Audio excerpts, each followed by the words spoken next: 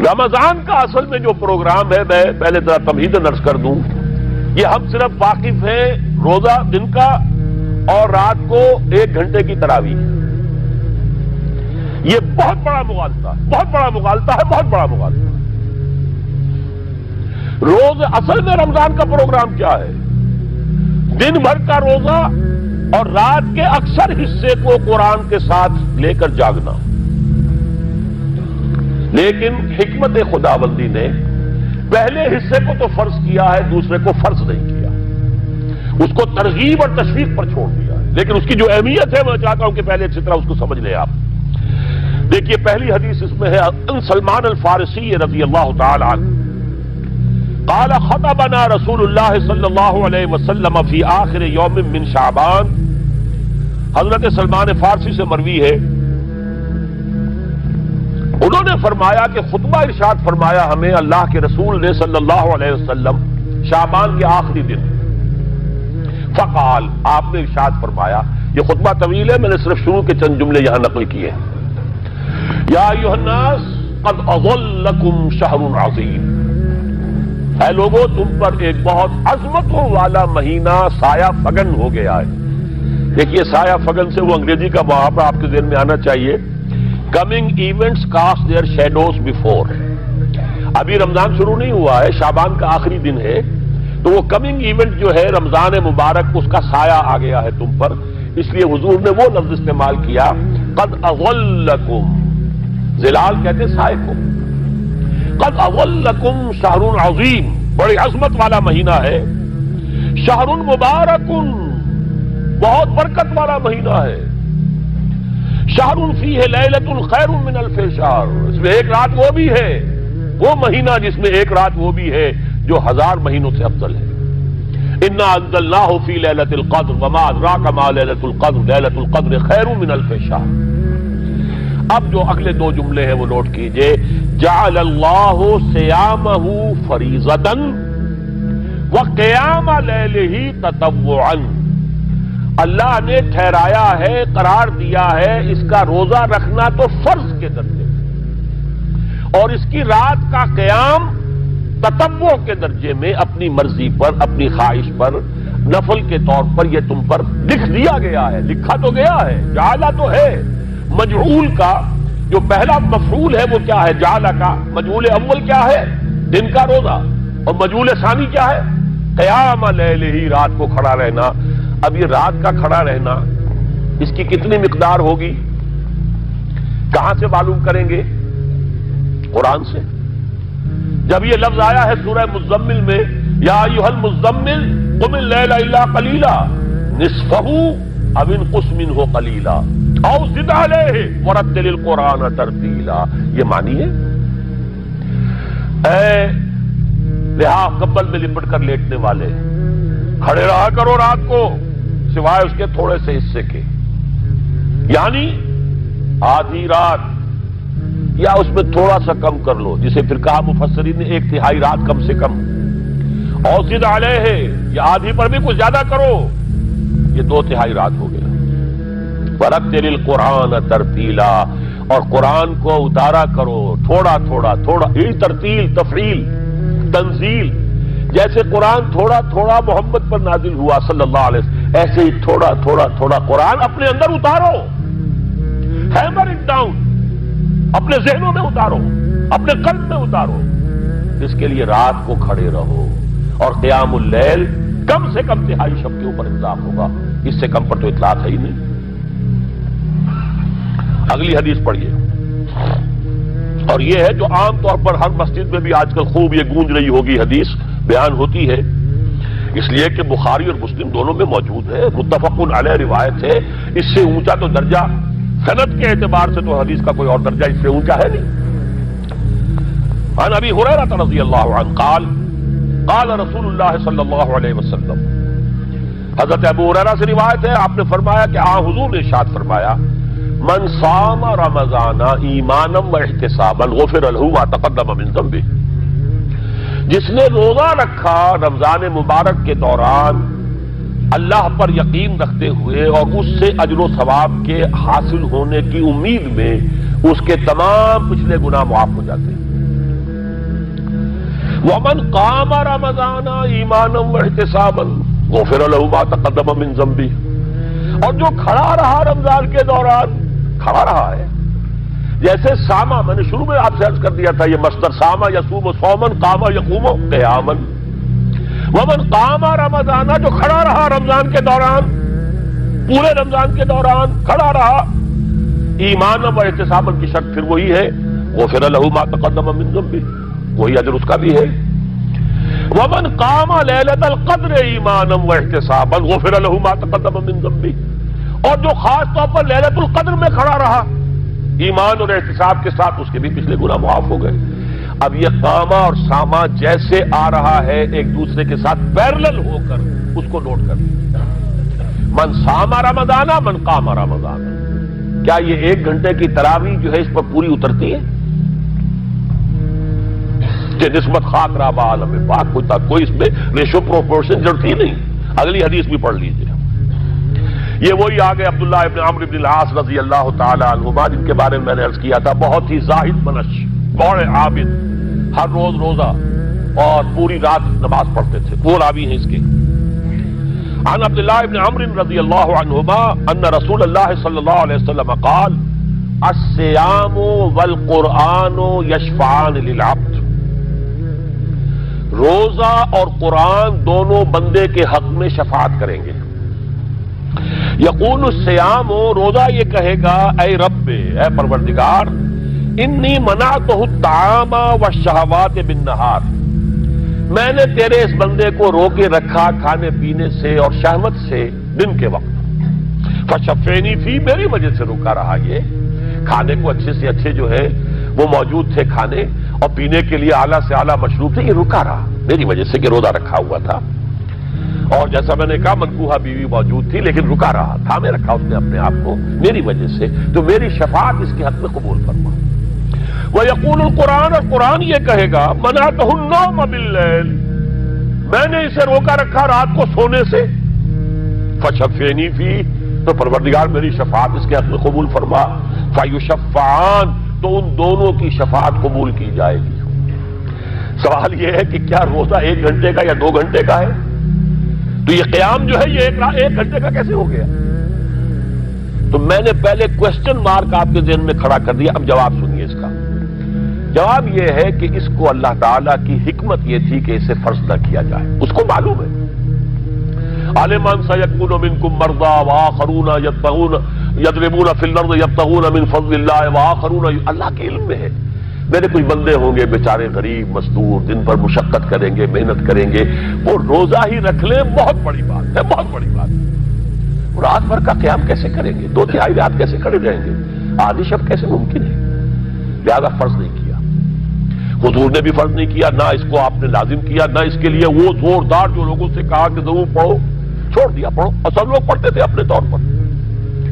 اب یہ کہ کوئی آدھی رات کھڑا ہے، کوئی 1/3 رات ہے، کوئی پوری رات ہے، پھر اللہ کے بندے۔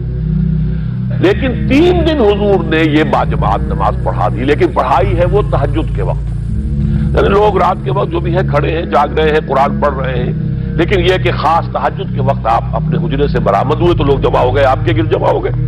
آپ نے 3 دن یہ 8 رکعتیں جو تہجد کی حضور کی ہوتی تھی، وہ آپ نے 8 رکعتیں پڑھائیں باجماعت، لیکن وہ وقت تہجد کا تھا، یہ نوٹ کر لیجیے۔ 4تھے دن بھی صحابہ منتظر رہے کہ اب حضور برآمد ہوں گے، تشریف لائیں گے، نہیں آ رہے حضور، تو کچھ کھگار بھی رہے ہیں، کہیں پتہ نہیں حضور کہیں اونگ نہ آ گئی ہو تو ہماری آوازوں سے جاگ جائیں، پھر بھی نہیں آئے حضور۔ اگلے روز آپ نے فرمایا کہ میں جان بوجھ کر نہیں آیا، میں اگر یہ متواتر تمہیں پڑھاؤں گا تو یہ تم پر فرض ہو جائے گی۔ یہ ہے وہ رافت اور رحمت، بالمومنین رؤوف الرحیم، جو اللہ تعالیٰ کی شان ہے رحمان الرحیم ہونے کی، بالمومنین رؤوف الرحیم، یہ محمد الرسول اللہ کی ہے، تم پر یہ سختی جو ہے یہ تمہارے لیے قابل برداشت نہیں ہوگی، لہذا میں نے یہ 3 دن صرف پڑھائی ہے، اگر مسلسل پڑھاتا تو فرض ہو جاتی۔ یہاں تک تو ہے حکمت نبوی کا معاملہ، اب آیا حکمت صحابی یا حکمت خلیفہ راشد۔ یہی معاملہ رہا حضور کی حیات طیبہ کے دوران، یہی حضرت ابوبکر رضی اللہ تعالیٰ عنہ کی خلافت کے دوران، یہی حضرت عمر کا بھی ابتدائی دور۔ لیکن دور خلافت عمر فاروق کے دوران یہ واقعہ آیا کہ حضرت عمر داخل ہوئے مسجد میں، دیکھا رات کے وقت ابھی کوئی باجماعت تراویح کا کوئی انتظام نہیں تھا. آپ نے دیکھا کچھ لوگ مسجد کے اس کونے میں کھڑے ہیں، ایک حافظ ہے، صحابہ تو حافظ نہیں ہوتے تھے نا، تو کوئی حافظ ادھر، انہوں نے 5 6 7 8 آدمیوں نے کسی حافظ سے گزارش کی، وہ انہیں قرآن سنا رہا ہے، وہ کھڑے سن رہے ہیں. کوئی دوسرے کونے میں ایک جمگٹا ہے، کوئی تیسری طرف ہے، کہیں ہے، تولیوں کے اندر لوگ جو ہے وہ قیام اللیل کا حق ادا کر رہے ہیں. آپ نے فرمایا کیا ہی بہتر ہو کہ یہ سب جمع ہو جائیں ایک امام کے پیچھے، اور پھر یہ کہ اسے عشاء کے ساتھ متصل رکھ دیں، تاکہ جس کو کہتے ہیں عربی میں ما لا یترک کلہ لا یترک کلہ، اگر کوئی شے کل کی کل حاصل نہیں ہو سکتی تو کوئی شخص بھی مسلمان بالکل محروم نہ رہ جائے، کم سے کم یہ 20 رکعت تراویح تو پڑھے اور قرآن سن لے، تاکہ کسی نہ کسی درجے میں تو اس کا بھی حصہ ہو جائے اس کی برکات میں سے. یہ ہے حکمت حضرت عمر فاروق کے فیصلے کی. اور چونکہ حضور نے فرمایا علیکم بسنتی و سنت الخلفاء الراشدین المہدیین، تم پر لازم ہے کہ میری سنت کو اور میرے خلفاء راشدین کی سنت کو مضبوطی سے پکڑو. یہ وجہ ہے کہ فقہاء اربعہ جو ہیں ہمارے، وہ سب کے سب اس کو واجب کے درجے میں رکھتے ہیں، اس لیے کہ یہ فیصلہ حضرت عمر کا ہے. عمر خلیفہ راشد ہیں رضی اللہ تعالی عنہ، لہذا یہ نظام بن گیا تراویح کا. اب میں اس کی نفی نہیں کر رہا، لیکن جو شخص سمجھتا ہے کہ اس سے اصل حکمت اور غرض و غایت پوری ہو گئی، وہ مغالطے میں مبتلا ہے. یہ تو علی الاقل کم سے کم اس درجے میں کہ ہر مسلمان کم سے کم اس درجے تک تو جو ہے وہ کچھ نہ کچھ حظ حاصل کر ہی لے، اور وہ اس سے محروم نہ ہو بالکل ہی. ما لا یدرک کلہ لا یترک کلہ، اس درجے میں حضرت عمر کا فیصلہ ہے، اور اسی کی وجہ سے ہمارے خلفاء، ہمارے جو ائمہ اربعہ انہوں نے قبول کیا ہے. اور یہی اس مسئلے کا حل ہو جائے گا جو اہل حدیث حضرات اس کے اوپر جو ہے چیلنج بھی شائع کرتے ہیں، کوئی ثابت کر دے حضور سے 20 رکعتیں تو ہم اتنے لاکھ، ہم بھی کہتے ہیں کہ حضور سے ثابت نہیں ہے، کون کہتا دعویٰ ہی نہیں. یہ تو حضرت عمر کا فیصلہ ہے، حضرت عمر کا فیصلہ، خلیفہ راشد کا فیصلہ، اس کو امت نے قبول کیا ہے، لہذا وہ نظام ہے، رہے گا. اور یہی جو ہے آپ کو معلوم ہے، حالانکہ یہاں اکثریت جو ہے وہاں پر وہ اہل حدیث حضرات کی ہے سعودی عرب میں، حرمین میں وہی 20 رکعت تراویح ہوتی ہے، اس لیے کہ وہ ان کا جو آفیشل مسلک ہے وہ مسلک حنبلی، حنفی نہیں ہے. تو حنبلی مسلک میں بھی یہی ہے، شافعی میں بھی یہی ہے، مالکی میں تو 36 تک کی روایتیں موجود ہیں، 36 رکعت.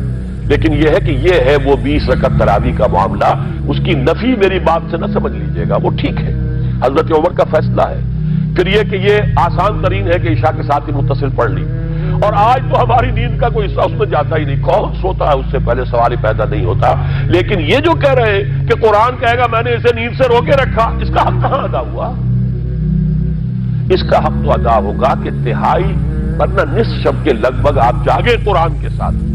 اب سمجھیے اس کی غرض و غایت کیا ہے. اگر قرآن رمضان کا یہ دوگنا پروگرام سامنے آ گیا، اصلاً جو مطلوب ہے دن بھر کا روزہ اور رات کے اکثر حصے کا کم سے کم نصف شب جو ہے اس میں جاگنا قرآن کے ساتھ، اب اس کی جو حکمت اور غرض و غایت ہے وہ بھی اب آپ 2 درجوں میں سمجھیے. رمضان کا اب 2 اچھا پروگرام، دن میں روزہ رکھو، اس روح کو مزمحل کرو، اس روح کو مزمحل کرو گے، اس میں جسم کو مزمحل کرو گے، حیوانی وجود کو، تو ہی اس روح کو کچھ ریلیف ملے گا. بھاری بوجھ کسی کے قدموں میں پڑا ہوا ہے، وہ کیسے اوپر اٹھے گا؟ ذرا اس کے نیچے جو وزن ہے، لنگر بھاری ہے، جہاز کا کیسے چلے گا؟ لنگر تو اٹھاؤ. تو اس طریقے سے وہ ذرا بوجھ سے اس کو تھوڑا سا ریلیف دو، رات کو کھڑے ہو جاؤ. اب اپنی روح پر نازل کرو اللہ کے کلام کو.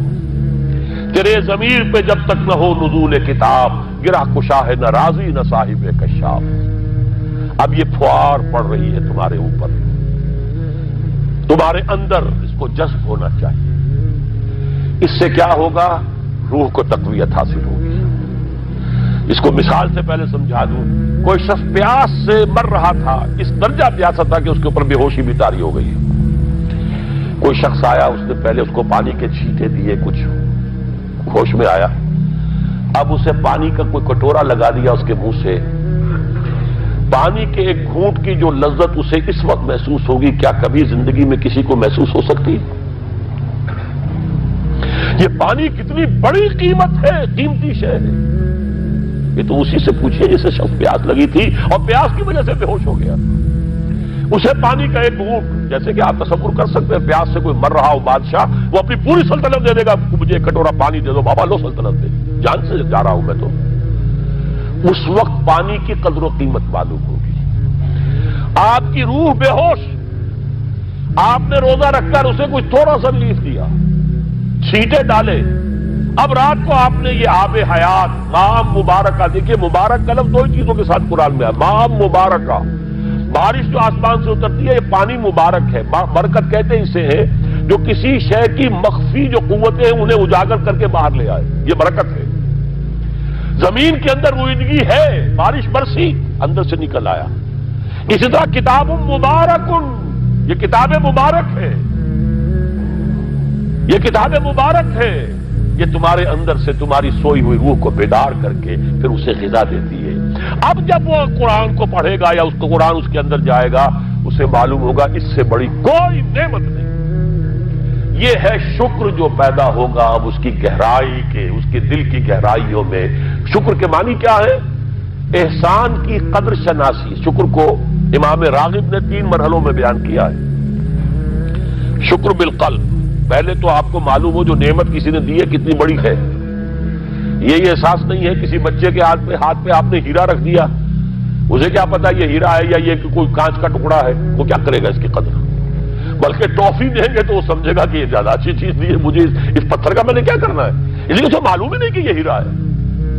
جب تک کسی نعمت کی قدر و قیمت کا احساس نہ ہو، اس کے متناسب پروپورشنیٹ شکر آپ کر ہی نہیں سکتے۔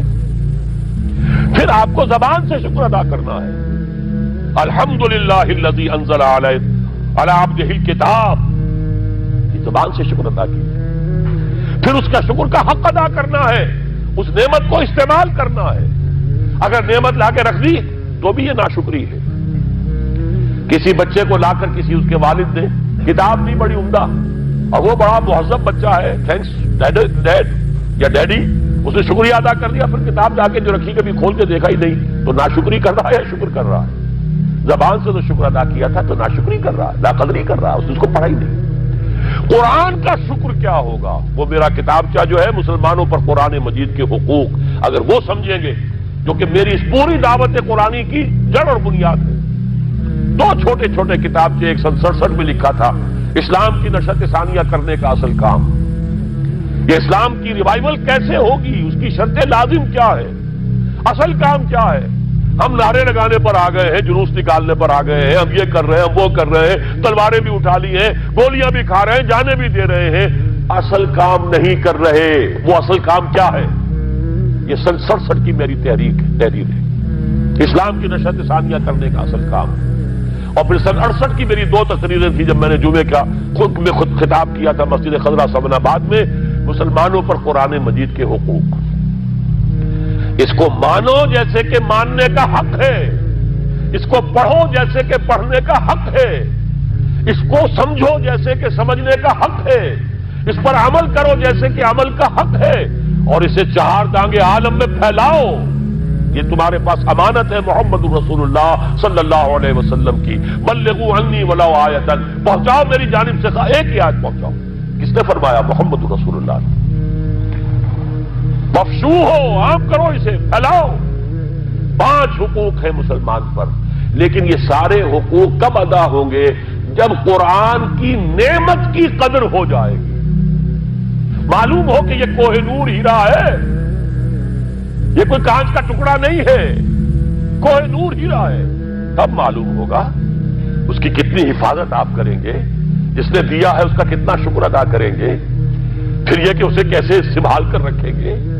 لیکن یہ کہ اگر قرآن کا شکر ہی نہیں ہے، قرآن کی خود کی نعمت کا احساس ہی نہیں، ہوا خیر مما یجمعون، یا ایھا الناس قد جاءتکم موعظۃ من ربکم وشفاء لما فی الصدور وہدی وبشریٰ للمؤمنین، ہدی ورحمۃ للمؤمنین، قل بفضل اللہ وبرحمتہ فبذلک فلیفرحوا هو خیر مما یجمعون۔ دنیا میں انسان جو کچھ جمع کرتا ہے، جائیداد، مال، دولت، ہیرے جواہرات، زیورات، اور کوئی اینٹیکس، کوئی جو ہے وہ ڈیکوریشن پیسز، جو کچھ، ان سب سے زیادہ قیمتی شے یہ قرآن ہے۔ لیکن اس کا احساس کب ہوگا؟ جب روح بیدار ہو جائے گی، جب وہ چکھے گی قرآن کو۔ جس کو میں کہا کرتا ہوں کہ ایمان حقیقی کیسے حاصل ہوتا ہے قرآن سے؟ جب قرآن کو سنتے ہوئے انسان جھوم جائے، اس کے اندر کوئی شے سمپیتھیٹک وائبریشن میں آ جائے، اسے کہے کہ ہاں یہی ہے، جہاں سے میں خود آیا ہوں وہیں سے یہ کلام آیا، جہاں سے میری روح آئی ہے وہیں سے یہ کلام آیا۔ اب یقین پیدا ہوا۔ اس کو اقبال نے کہا ہے باطنی تجربہ۔ ایک تجربہ وہ ہے جو ہم دیکھ رہے ہیں آنکھوں سے، سن رہے ہیں کانوں سے، چھو رہے ہیں اپنے ہاتھ سے، سونگھ رہے ہیں ناک سے، اور ٹیسٹ کر رہے ہیں اپنے جو ٹیسٹ بڈز ہیں منہ کے، یہ ہمارا ایکسٹرنل ایکسپیرینس ہے۔ لیکن ایک انٹرنل ایکسپیرینس ہے۔ ساری جو بحث اٹھائی ہے علامہ اقبال نے ریکنسٹرکشن پر، اس کا بنیادی نقطہ یہ ہے کہ انٹرنل ایکسپیرینس بھی اس ایکسٹرنل ایکسپیرینس کی طرح بلکہ اس سے زیادہ بڑھ کر قابل اعتماد ہے۔ یہ ہے انٹرنل ایکسپیرینس۔ لعلکم تشکرون، تو یہ تو پہلی منزل طے ہوئی ہے ابھی صوم رمضان، صیام و قیام رمضان کا پہلا حاصل کیا ہوگا؟ وَلَعَلَّكُمْ تَشْكُرُونَ، تاکہ تم اس قرآن کی عظمت سے واقف ہو جاؤ، تاکہ تمہیں اس پر اس کی جو وقت ہے، قدر و قیمت ہے، اس کا انکشاف ہو جائے۔ اب اگلا مرحلہ آئے گا۔